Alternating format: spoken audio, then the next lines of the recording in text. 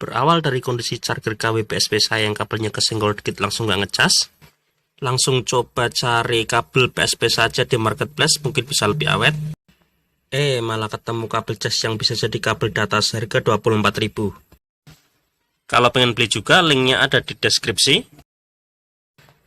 Kabel tak bermerek ini bentuknya bercabang seperti huruf Y dengan panjang 120 cm.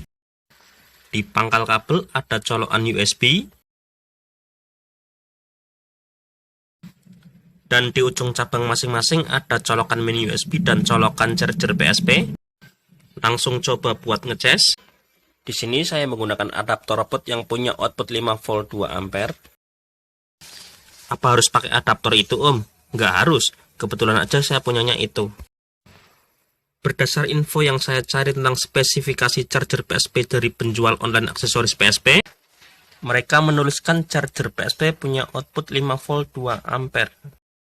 Tapi charger KW PSP saya punya output 5 volt 1,5 ampere, jadi pakai saja adaptor yang punya output 5 volt 1,5 sampai 2 ampere. Mulai ngecas dari 9% pukul 15.15 sampai charge komplit atau LED jadi hijau pada pukul 18.33. Ya kira-kira butuh waktu 3 jam 18 menit. Lama waktu pengecasan di PSP kalian nanti akan tergantung dari kualitas PSP, baterai, dan adaptor yang kalian punya. Kalau punya powerbank juga bisa digunakan untuk ngecas PSP pakai kabel ini. Lanjut ke fungsi sebagai kabel data. Langsung saya coba colokkan ke laptop. Dan terdeteksi sebagai penyimpanan. Sip lah. Karena sebelumnya pakai kabel charger mini USB punya musik box sama sekali nggak connect.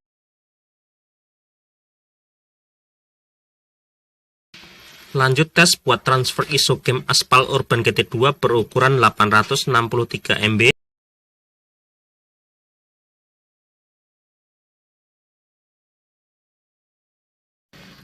Punya transfer rate sebesar 6 MB lebih.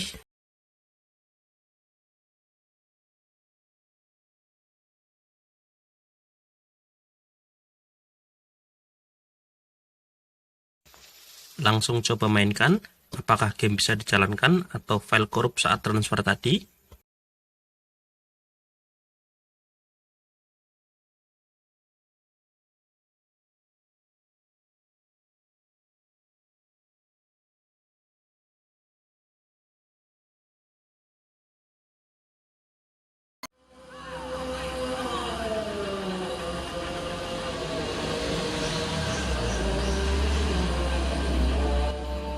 Yup, game bisa dimainkan dengan lancar.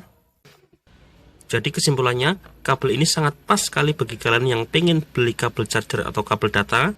Cukup seharga 24.000 dapat 2 fungsi sekaligus. Sekian dulu review singkat kali ini. Jangan lupa like, komen, dan subscribe untuk mendapatkan tips seputar PSP di video selanjutnya. Terima kasih.